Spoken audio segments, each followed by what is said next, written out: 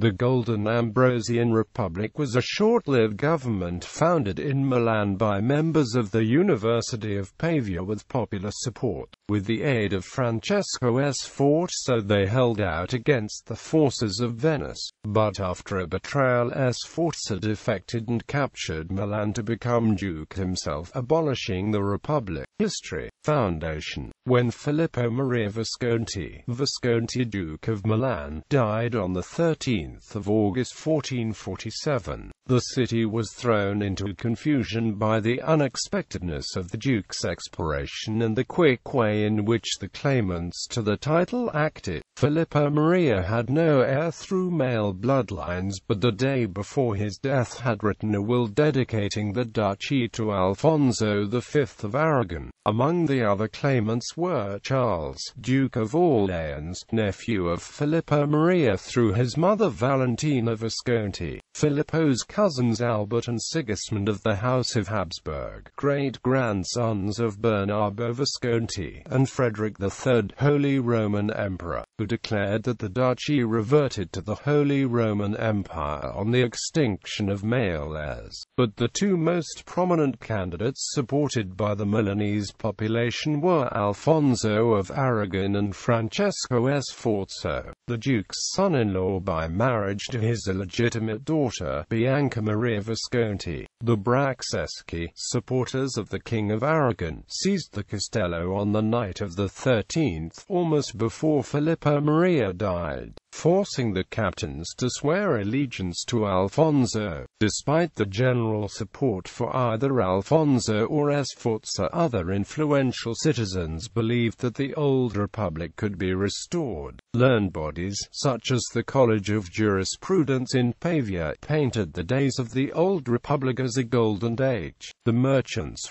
seeing the prosperity of Republican Venice, were behind this idea. On the morning of the 14th, Republicans stirred the populace to rise against the Bracceschi, led by Antonio Trivulzio, Giorgio Lampugnano, Innocenzo Cotta, and Teodoro Bossi, members of the College of Jurisprudence. A republic was declared behind the palace of the Commune, and the captains abandoned their oaths to Alfonso in favor of the republic. The Bracceschi were driven from Milan, and the new republic was called the Golden Ambrosian Republic, named for Saint Ambrose, the 4th century bishop of Milan, who was taken on as the republic's patron. They took the old constitution and revised it that same day as suited the needs, electing 24 capitani e difensori della libertà, or captains and defenders of liberty, to frame laws, elected regularly and later reduced to 12. Early existence. The idea of a radical renovation of liberties in the cities did not suit the powers of North Italy, who had been in league against the Visconti territorial gains in a decades-long series of wars interrupted by truces. Most recently the Peace of Cremona of the 20th of November 1441.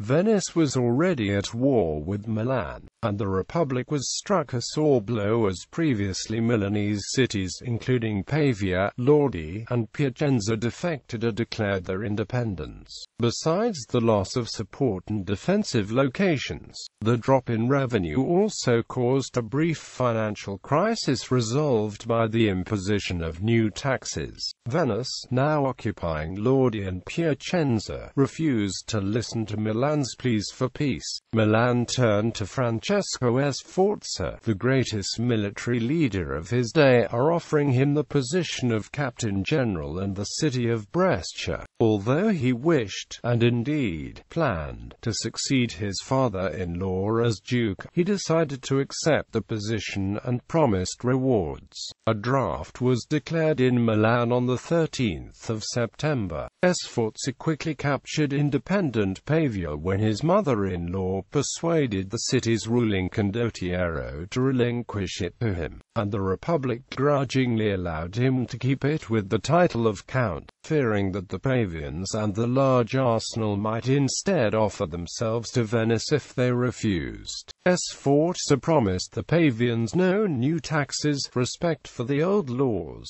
payment for his hired officials, and to repair the city bridges and walls. He kept these promises faithfully and so won over the people of Pavia, establishing his rulership. Pavia was previously almost a second capital to Milan, and gave Sforza his own seat of power. The city was also in a strategic location on the Po River, situated where it could block the Venetians from coming to the relief of the beleaguered Piacenza via water. Returning to this siege and finding the city not likely to crumble by starvation, he resolved to storm it. Employing cannons in an almost unheard of manner, he opened up a breach in the walls and sacked the city. The news of the sack was greeted by 3 days rejoicing in Milan. Meanwhile, Milanese captain Bartolomeo Colleoni captured Tortona, which had previously proclaimed Sforza as its lord, stealing it from the now dangerously powerful Sforza. This caused further and even greater rejoicing, for the Milanese feared Sforza. In January 1448, the terms of the previous captains and defenders ended, and in the following election the Guelphs rose to political prominence.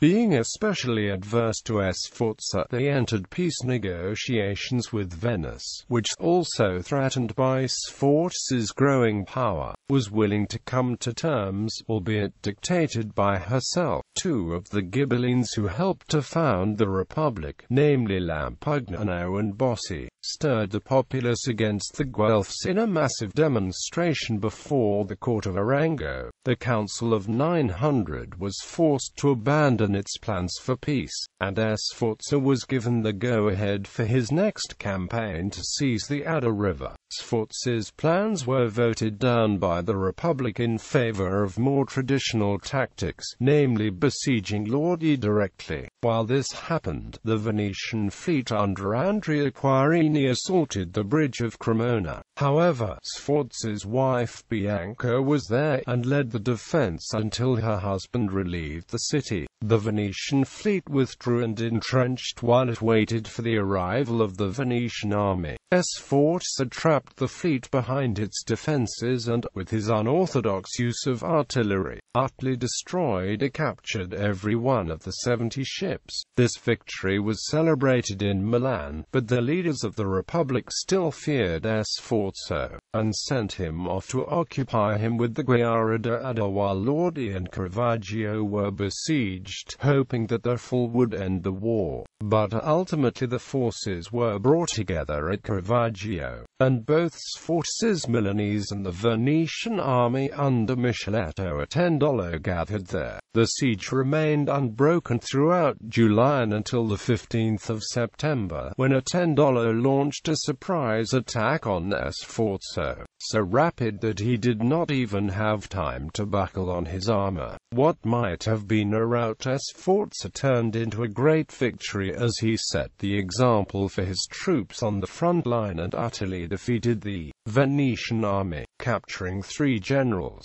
Caravaggio fell, and despite rejoicing in Milan, little gratitude was given by the government to the architect of the victory, and the Republic sent him on to Lodi, determined to end the war. It was here, when a satisfactory end to the war seemed imminent, that the Milanese took a fatal misstep. Sforza's defection and the Guelph-Ghibelline feud in Milan. Sforza's enemies worked continually against him. The Piccinino brothers, sons of famous condottiere Niccolo Piccinino and former captains general before being replaced as supreme military commanders by Sforza, convinced the suspicious Republic to work secretly against Sforza. Rumors were spread among the troops about not receiving payment at the end of the war if they remained with Sforza, and Sforza himself was ordered back from the siege of Brescia, the city promised to him, while the citizens were secretly told to hold out until peace, already in the works, was signed. Sforza learned of this treachery and defected to the Venetians for 13,000 ducats and the Duchy of Milan in return for the Guerra d'Adda. Crema. and his service. The treaty was signed on the 18th of October 1448, and Sforza now undid everything he had labored for over the past year. With such a powerful man on the Venetian side, it was the beginning of the end of the Golden Ambrosian Republic. Public opinion, despite the government's position, was generally pro-Sforza, and only an impassioned, patriotic speech from Giorgio Lampugnano subdued it at last. The Piccinino brothers became captains general once more, but were not as capable as the brilliant Sforza. This was reinforced by the internal dissension that was prominent in Milan. Crime and mob violence were rampant, and the harsh but empty measures against it only served to further divide the populace. Members of the government were filled with suspicion against one another. In an attempt to resolve the situation, the podesta was given absolute power. Financial problems were also grave. Fines, confiscations, and a state lottery were instituted to try to alleviate the deficit. Moreover, Guelph aristocrats continued to be regularly elected over the Ghibellines, and began to make the republic far less democratic. Carlo Gonzaga, captain of the people, lived luxuriously as an autocrat with his will as law. He was supported by Giovanni Appiani and Giovanni Ossona, tradesmen turned politicians, who were prominent in government affairs. Gonzaga began replacing his officials with his unambitious supporters, and the Ghibellines saw the ideals of the republic crumbling before their eyes. Lampugnano and his Ghibelline friends conspired against Gonzaga and the Guelph regime, but were exposed by a letter intercepted by Gonzaga from Lampugnano to his friend Bossi. Gonzaga kept this knowledge secret, knowing that Lampugnano and Bossi were two of the most influential citizens since the formation of the Republic, but with the support of the vengeful Guelph captains and defenders conspired to have them slain. Lampugnano and Bossi were sent as envoys to Frederick III in February 1449, but on the road were caught and imprisoned. Lampugnano was beheaded without a trial, and Bossi was tortured until he gave the names of his fellow conspirators. Following the execution of the leaders, there was a massacre of leading Ghibellines within the city, from which only a few, such as Vitaliano Borromeo, escaped to safety in Arona, Piedmont and elsewhere. The heads of the slain were placed upon pikes in the Piazza of the Broletto. Meanwhile, the other claimants to the duchy began to see that Sforza would be a greater threat than the Ambrosian Republic. Louis of Savoy invaded in spring of 1449, and Sforza sent Colleoni to defeat him at Borgo Minero, leading to an uneasy peace. Sforza also faced treachery within his own ranks, added with the fact that he rashly accepted the defection of his great enemies the Piccinino brothers, who, upon gaining access to Monza, promptly returned it to Milan. Lampugnano, unfortunately for the Guelphs, was considered a martyr for the Republic. This was made worse by the fact that the Guelphs in leadership refused to run elections in April, until in June they were forced by the populace. Ghibelline families took the reins of Milan in this election, and the Guelphs were defeated. However, the reprisals against the Guelphs, including the imprisonment of Appiani and Ossona, who had been blamed for the massacre, led the populace to violently depose the Ghibellines and reinstall the extremist Guelphs. Gonzaga, however, whose friend Galeotto Toscano was killed in the uprising, departed Milan to Crema, hoping to make peace with Sforza. End of the Republic. Sforza was coming close to Milan itself in his conquests, and decided that, since it was too powerful to be taken by force, he would surround it and starve the populace into surrender. With the loss of the outer cities by conquest and defection, Milan underwent famine. Gonzaga offered Crema to Sforza, hoping he would be tempted to take it himself and betray the Venetians. But Sforza remained staunch, and instead offered Gonzaga the city of Tortona if he would abandon Crema. This was accepted, and Crema, without support, quickly capitulated. To the Milanese, Sforza's victory now seemed certain, but he found his Venetian allies beginning to have doubts about their captain-general. They decided that Milan run by Sforza would be far more dangerous and detrimental to their interests than if it were run by a weak republic. The last of the territory claimed by Venice, namely Crema, was now captured. Venice went behind Sforza's back and signed a peace treaty with the Republic. They conceded conquered land to the Republic in return for peace, and let Sforza keep only Pavia, Cremona, Piacenza, and a narrow strip of land. They ordered him to accept the treaty or find Venice his enemy. The Republic rejoiced, and the citizens were confident the war was over and the future was secured. But Sforza could not accept the conditions of the treaty, and decided to persevere in the struggle. He was already very powerful, and moreover was close to Milan. The Milanese, in their assurance of peace, had nearly exhausted the resources to plant crops and return to the old way of life. He was confident that Milan would quickly fall to him. After reinforcing his peace with Savoy with the concession of a few unimportant castles, he defeated the Venetians under his rival Sigismondo Malatesta and continued the siege. Sforza chose for his headquarters the Borromeo castle of Peschiera, southeast of the city. Starvation and suffering were rampant in Milan. At last Gaspard d'Avimocate engineered a coup on the 24th of February 1450.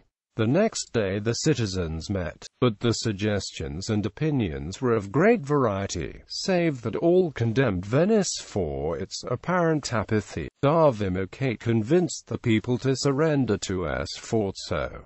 Sforza had made himself very popular for his generosity while fighting for Milan. He had abstained from ravaging the countryside as was so common among commanders of his day, and after some debate the public was convinced. The following day terms were offered to Sforza, who accepted them. Sforza earned the city's devotion by distributing food to the starving people. On the 22nd of March 1450, he had himself declared Capitano del Popolo, and by right of his wife, the Duke of Milan. He secured his popular support by letting many office holders keep the positions and being very lenient in his reprisals. The leaders were briefly imprisoned or relegated to their estates, but were generally pardoned soon after, even knighting some of his old enemies at his coronation.